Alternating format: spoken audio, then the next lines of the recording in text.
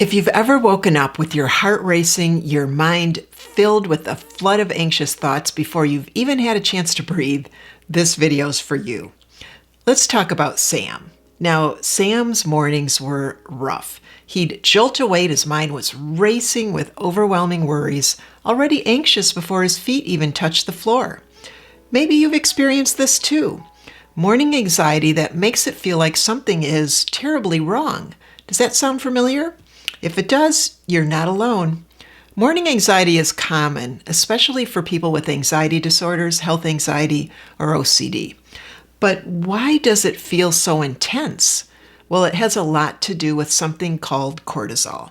Now, cortisol is your body's natural stress hormone, and it's supposed to be higher in the mornings to help you wake up. That's normal.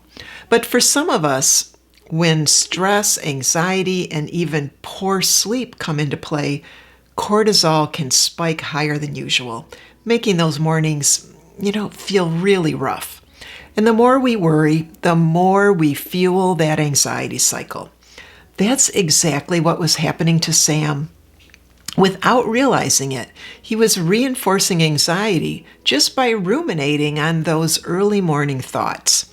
But the good news is there's ways to change this. Today, I'm going to share 5 simple tips that can help you lower your cortisol, break that worry cycle, and calm your day from the moment you wake up. Tip 1, prepare for your morning the night before. The key to a calm morning really starts the night before. Think about it. Stress is tied to your predictions about whether or not you believe that you have the energy or resources to handle your day, and that's where planning comes in. Take some small steps to unwind before bed, whether it's a warm shower, reading a book, or meditating. But if you can prep your morning routine in advance, do so. Lay out your clothes, get your meals ready. Anything that makes your morning less rushed and more enjoyable is a win. Tip 2, create a gentle, easy morning routine. We've all heard the advice, cold plunges, looking at the sunrise, hitting the gym early. But here's the thing. You need a routine that works for you. For me, it has to be simple. Do something simple like stretching, drink some water, do something easy. It doesn't have to be complicated or overwhelming. What's something that you can do that you'll actually look forward to in the morning? Maybe it's a short walk, a quick stretch. What feels good for you that you can start your day on your terms? Number 3, normalize morning anxiety. So the reality is that even if you follow every tip in the book, you might still wake up with this burst of energy, and that's okay. Instead of labeling it as anxiety or stress, try thinking of it as high energy, because that's exactly what it is. Cortisol is supposed to be higher in the morning, and it just naturally decreases as the day goes on. So when you feel that morning jolt, remind yourself, oh, that's normal. It's your body helping you to wake up, and it's not a sign that something's wrong. Tip 4, use the I.A.M method to handle worry. Now let's talk about those racing thoughts. When you wake up with the worries and they start flooding in, it's time to use the I.A.M method. I stands for identify.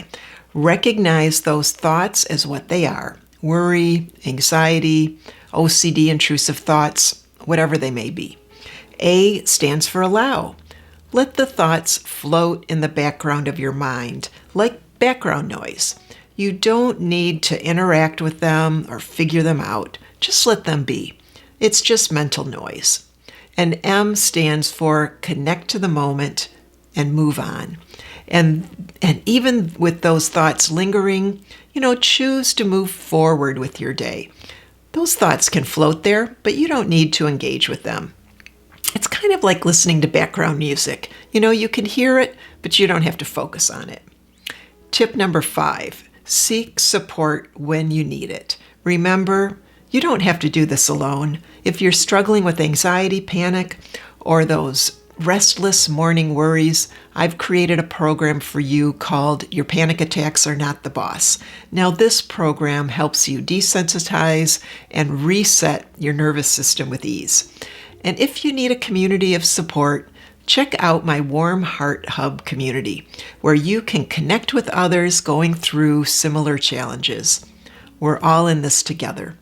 Remember that progress takes time, so be kind to yourself. And if you found this helpful, be sure to check out the resources at PaigePradko.com. Until next time, I'll see you in session. Take care. Bye-bye.